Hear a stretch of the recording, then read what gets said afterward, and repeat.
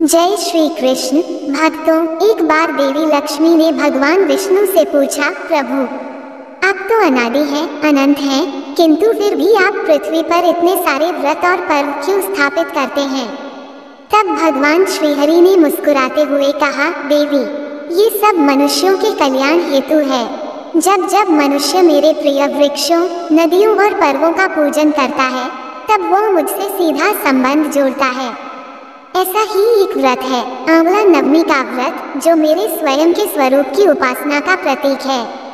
भगवान बोले, आंवला मेरा प्रिय वृक्ष है, इसमें त्रिदेवों का वास है। ब्रह्मा इसकी जड़ में, विष्णु इसके तने में और महादेव इसके शीर्ष में निवास करते हैं। इस वृक्ष की छाया में जो भी साधक श्रद्धा से पूजन करता है, वह जीवन के सभी दोषों से मुक्त होकर पुण्यलोक को प्राप्त होता है। इसके पीछे एक रहस्य छुपा है और अद्भुत कथा भी कही जाती है।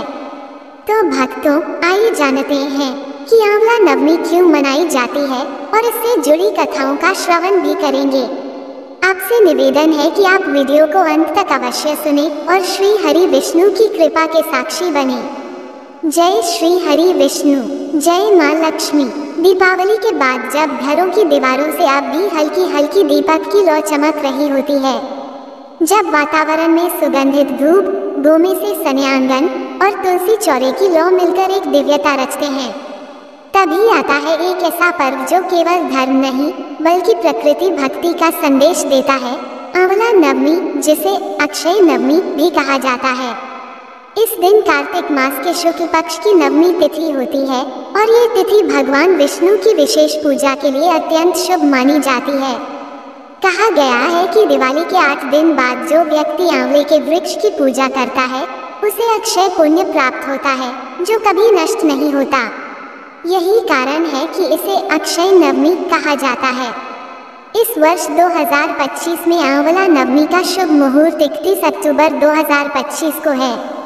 पंचांग के अनुसार नवमी तिथि 30 अक्टूबर को सुबह 10:06 से आरंभ होकर 31 अक्टूबर को 10:03 पर समाप्त होगी। पूजा का श्रेष्ठ समय पूर्वाह्न सुबह 6:32 से 10:03 तक रहेगा। जो भक्त इस अवधि में व्रत पूजन करते हैं, उन्हें अखंड सौभाग्य, आरोग्य और श्रीहरि की कृपा प्राप्त होती है। इस दिन महिलाएं विशेष रूप से आंवले के वृक्ष के नीचे बैठकर संतान सुख, आरोग्य, धन, समृद्धि और पारिवारिक शांति के लिए पूजा करती हैं। कहा गया है, जहाँ आंवला वहाँ विष्णु का वास। कार्तिक मास में श्रीहरि का निवास आंवले वृक्ष में होता है, जो कार्तिक पूर्णिमा तक बना रहता है। इसलिए इस पूरे मास में आंवला वृक्ष की पूजा को महापुण्यकारी कहा गया है। कहा जाता है कि दिवाली के बाद जब समस्त दिशाएं दीपों से प्रकाशित होती हैं, तो पृथ्वी पर देवताओं का जागरण आरंभ होता है। देव उठनी एकादशी से 2 दिन पूर्व अर्थात आंवला नवमी पर भगवान विष्णु की उपासना और प्रकृति सेवा का संगम होता है। दिवाली के बाद ये दिन इसलिए भी महत्वपूर्ण है कि दीपावली का उद्देश्य अंधकार को दूर करना था और आंवला नवमी का उद्देश्य उस प्रकाश को स्थायी बनाना है, जो केवल दीपों में नहीं, हृदयों में जलता रहे। धार्मिक ग्रंथों में कहा गया है कि आंवला वृक्ष केवल एक पेड़ नहीं बल्कि अमृत कलश है। इस दिन वृक्ष की शाखाओं से अमृत तुल्य ऊर्जा बूंदों के झरने का प्रतीकात्मक वर्णन मिलता है। प्राचीन मान्यता है कि इस दिन आंवले वृक्ष से अमृत की बूंदें टपकती हैं। इसलिए इसके नीचे बैठकर भोजन करना, दान पुण्य करना अथवा परिवार सहित भक्ति भाव से गीत गाना, ये सब आरोग्य, सुख, शांति और संतति वृद्धि देने वाला माना गया है। यही कारण है कि इस दिन वृक्ष के नीचे भोजन करने की परंपरा आज भी जीवंत है। आंवला नवमी के पीछे कई पौराणिक रहस्य छिपे हैं। कहा जाता है कि इसी दिन द्वापर युग का प्रारंभ हुआ था। कुछ स्थानिक कथाओं के अनुसार भगवान विष्णु ने इस दिन कुष्मांड नामक राक्षस का वध किया था, इसलिए इसे कुष्मांड नवमी भी कहते हैं। कुष्मांड का अर्थ होता है कद्दू, अतः इस दिन कद्दू का दान भी अत्यंत शुभ माना जाता है। इस व्रत में आंवले का फल प्रसाद के रूप में महत्वपूर्ण भूमिका निभाता है। लोग व्रत रखते हैं, विष्णु जी की पूजा करते हैं और दान करते हैं, जिससे उनके सभी संकट दूर हो जाते हैं। इस दिन मथुरा वृंदावन की परिक्रमा का विशेष महत्व बताया गया है। कहा गया है कि जो भक्त कार्तिक शुक्ल नवमी के दिन वृंदावन या गोवर्धन की परिक्रमा करता है वह सीधे वैष्णव लोक में स्थान पाता है, क्योंकि भगवान कृष्ण ने कंस वध से पूर्व तीनों वनों की परिक्रमा यही दिन की थी। ये दिन कृष्ण के लिए तपस्यात्मक था और भक्तों के लिए आराध्य है। आंवला वृक्ष की वैज्ञानिक महत्ता भी अद्भुत है। आंवले में विटामिन सी का सर्वोच्च स्तर होता है जो शरीर को रोगों से रक्षा देता है। आंवला के नीचे बैठकर भोजन करने से प्रकृति की शीतलता और उस वृक्ष की ऊर्जा मानव तन मन में प्रवाहित होती है। ये परंपरा केवल आध्यात्मिक नहीं बल्कि स्वास्थ्यवर्धक भी है। इस दिन भक्त प्रातःकाल स्नान करते हैं, श्वेत वस्त्र धारण करते हैं और आंवले के वृक्ष के नीचे दीपक जलाकर भगवान विष्णु का स्मरण करते हैं। वे कहते हैं, हे आंवले के रूप में स्थित श्रीहरि, मुझ पर अपनी कृपा बनाए रखो। पूजा के बाद आंवले का फल प्रसाद रूप में ग्रहण किया जाता है। ब्राह्मणों को आमंत्रित कर उनके लिए आंवले के नीचे भोजन बनाकर दान करना सबसे उत्तम कर्म माना गया है। कहते हैं कि देवताओं ने भी इस दिन प्रकृति की आराधना की थी। जब समुद्र मंथन के समय अमृत निकला तो देवताओं ने आंवला वृक्ष को अमृत का प्रतीक माना और उसकी जड़ों में अमृत की बूंदें डाल दी। इसलिए कहा जाता है कि आंवले के वृक्ष में अमृत का वास्तविक वास है। जो भी भक्त इस दिन उसके नीचे बैठकर भोजन करता है वह शारीरिक और आध्यात्मिक रूप से अमृत का रस प्राप्त करता है। इसी कारण से लोग कहते हैं दिवाली से प्राप्त प्रकाश अस्थायी है पर आंवला नवमी से प्राप्त पुण्य अक्षय है। दिवाली के दीपक बुझ जाते हैं पर आंवले की हरियाली साल भर प्रकृति में प्राण भरती रहती है। भक्तों, कार्तिक मास के शुक्ल पक्ष की नवमी तिथि को आंवला नवमी या आंवला पूजन कहा जाता है। पंचांग और विद्वानों के अनुसार इस वर्ष आंवला अक्षय नवमी का सर्वश्रेष्ठ पूजा योग्य समय पूर्वाह्न मुहूर्त 31 अक्टूबर 2025 की सुबह लगभग 6:32 से 10:03 तक माना गया है। अतः भक्तों को इस अवधि में स्नान करके आंवले के वृक्ष के पास बैठकर विधिवत पूजा और दान पुण्य करने का विशेष फल प्राप्त होगा। कार्तिक मास स्वयं भगवान विष्णु का प्रिय माह है और इस दिन आंवले के वृक्ष की पूजा करके भगवान विष्णु और माता लक्ष्मी की कृपा प्राप्त होती है। कहते हैं कि इस दिन जो भक्त आंवले के पेड़ के नीचे बैठकर पूजा करता है या भोजन करता है उसके समस्त पाप नष्ट हो जाते हैं और वह विष्णुलोक का अधिकारी बन जाता है। एक बार देवी लक्ष्मी ने भगवान विष्णु से विनम्रता पूर्वक पूछा, प्रभु, ऐसा कौन सा व्रत है जिससे स्त्रियों को अखंड सौभाग्य और परिवार को सुख समृद्धि प्राप्त हो? भगवान विष्णु मुस्कुराए और बोले, देवी, कार्तिक मास की शुक्ल नवमी को आंवला नवमी कहा जाता है। इस दिन आंवले के वृक्ष की पूजा करने से सहस्त्र गोदान, गंगा स्नान और यज्ञ का फल प्राप्त होता है। इस व्रत से पाप नष्ट होते हैं, सौभाग्य स्थायी रहता है और घर में लक्ष्मी का वास होता है। भगवान विष्णु ने आगे कहा, देवी, आंवला वृक्ष में ब्रह्मा, विष्णु और महेश तीनों का निवास है। इसकी पूजा करने वाला भक्त त्रिलोक के देवताओं का पूजन करता है। ये सुनकर माता लक्ष्मी प्रसन्न हुई और बोली, प्रभु, यह व्रत तो सचमुच कल्याणकारी है। भक्तों, तभी से आंवला नवमी के दिन भगवान विष्णु और माता लक्ष्मी की पूजा का ये शुभ पर्व मनाया जाने लगा। इसके पीछे एक अद्भुत कथा भी कही जाती है। प्राचीन समय में एक नगर था जिसका नाम था कांतिपुर। वहाँ एक अत्यंत दयालु और धर्मपरायण राजा राज्य करता था जिसका नाम विक्रमसेन था। उसकी रानी मालवती अत्यंत सुशील, भक्तिमती और धर्मनिष्ठ थी। दोनों हर एकादशी, पूर्णिमा और अमावस्या के व्रत करते थे। किंतु एक वर्ष ऐसा हुआ कि कार्तिक मास के दौरान रानी गंभीर रूप से बीमार हो गई।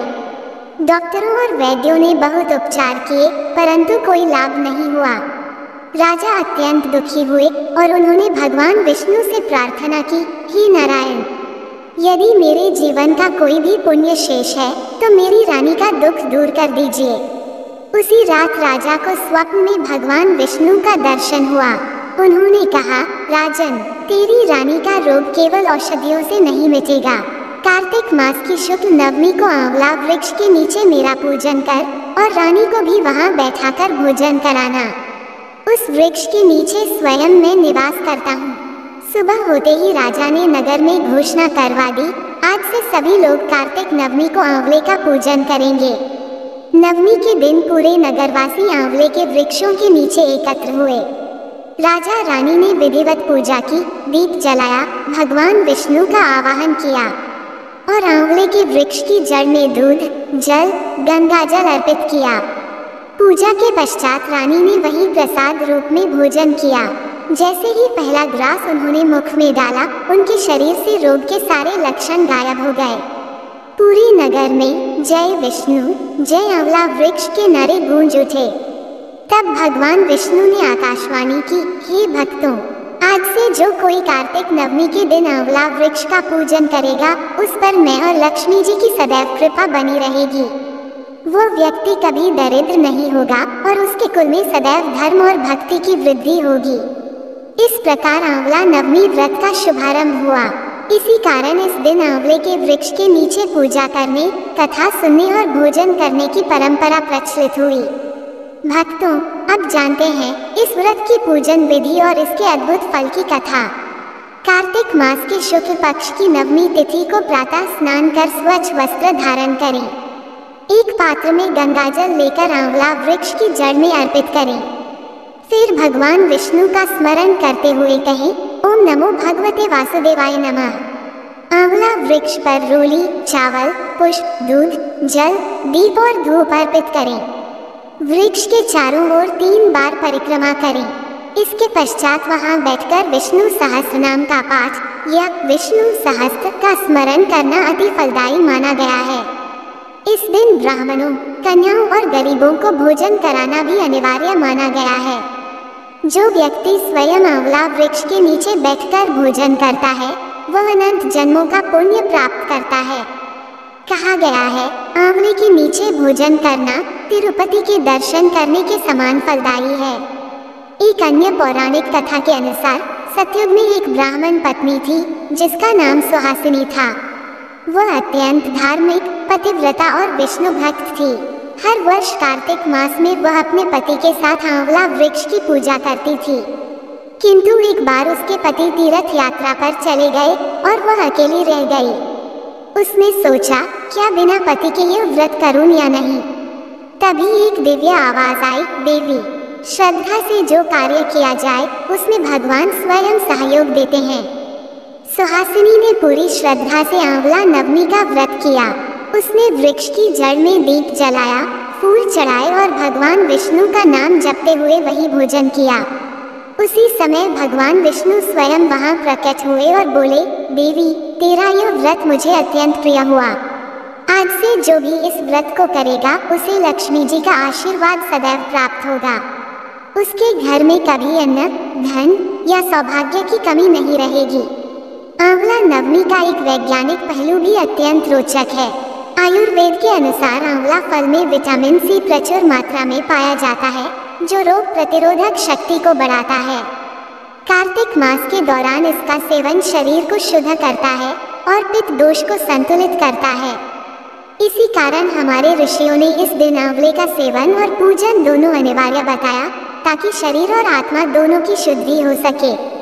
इस दिन विवाहित महिलाएं आंवला वृक्ष के नीचे बैठकर सुहाग की दीर्घता के लिए सौभाग्यवती स्त्रियों को सुहाग वस्तुएं देती हैं और माता लक्ष्मी से प्रार्थना करती हैं, हे लक्ष्मी माता, जैसे आपने विष्णु जी का सानिध्य कभी नहीं छोड़ा, वैसे ही मेरे सुहाग की रक्षा सदा करें।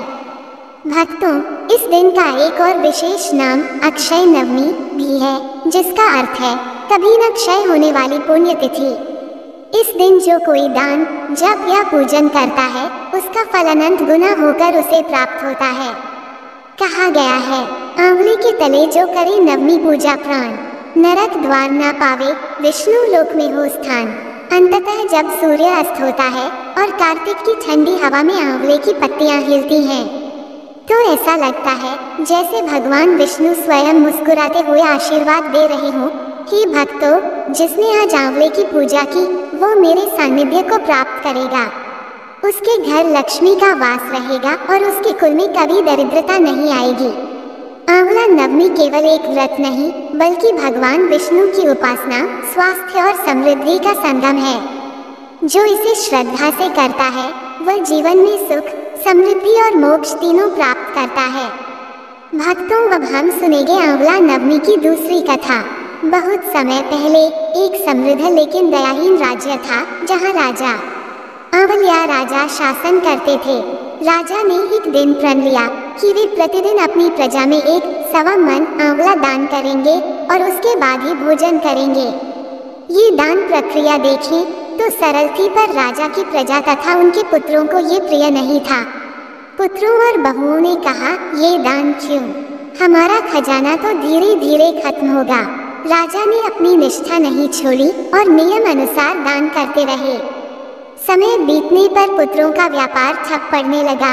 राज दरबार में डर समा गया कि इस दान नियम से राज्य का भरण पोषण प्रभावित होगा। एक दिन राजा ने दुख सहते हुए महल छोड़ा और एक छोटे से समय के लिए जंगल में चले गए।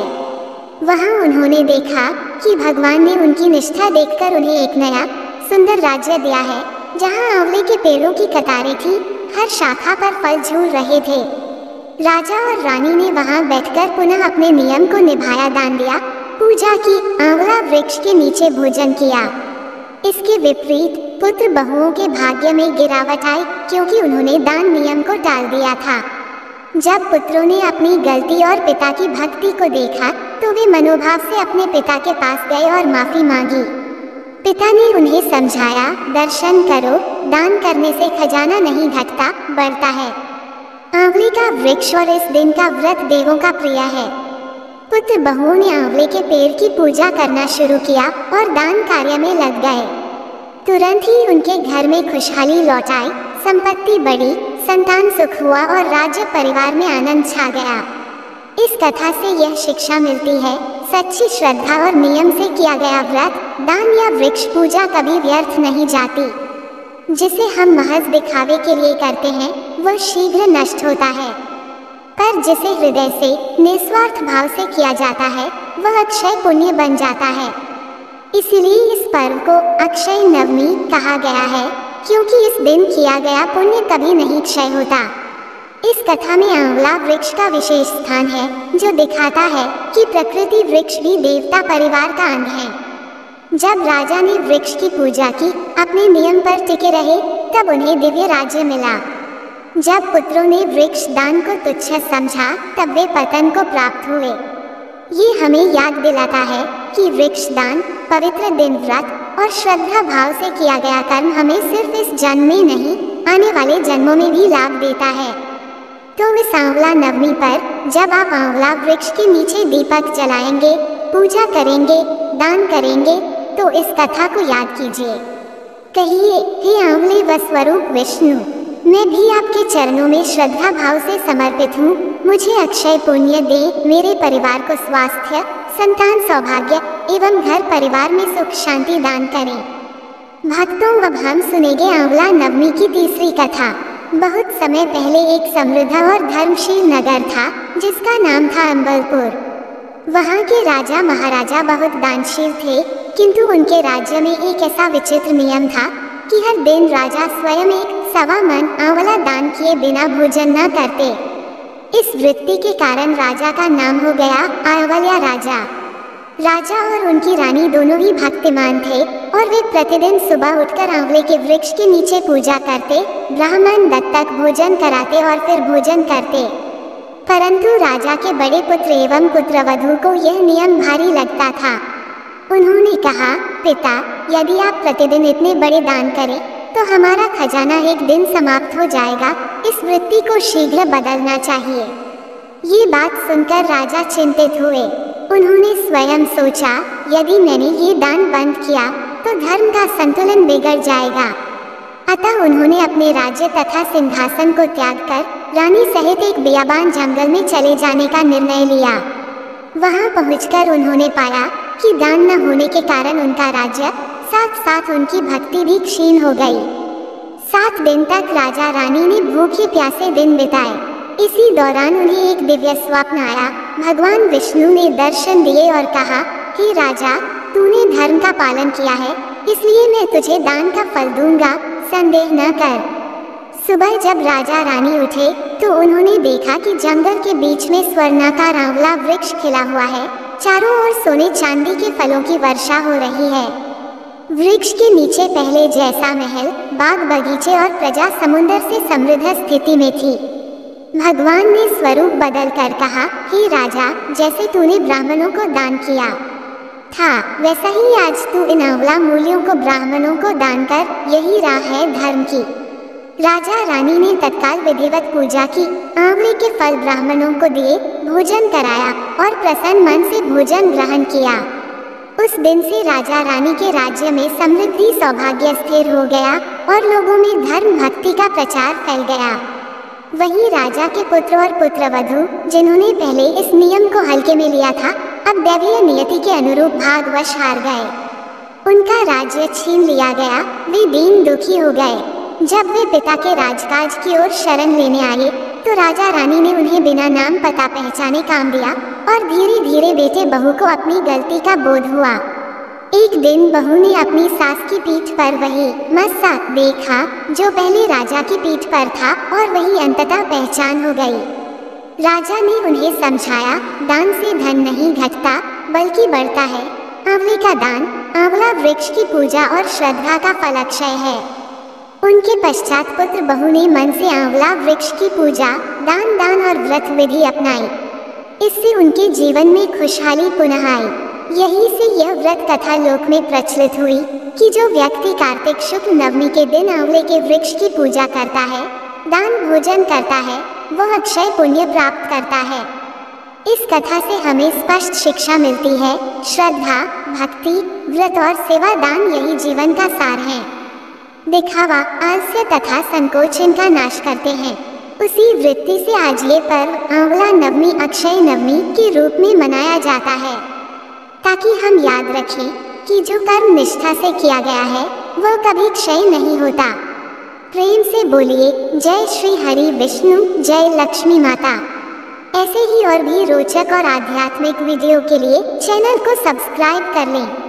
दोस्तों, आपको ये कथा कैसी लगी कृपया कमेंट करके जरूर बताएं। वीडियो पसंद आया हो तो लाइक करें और अपने दोस्तों के साथ शेयर करें। कमेंट बॉक्स में जय श्री हरि विष्णु, जय लक्ष्मी माता लिखना ना भूलें। फिर मिलते हैं एक और भक्तिपूर्ण वीडियो के साथ। धन्यवाद। जय श्री कृष्ण।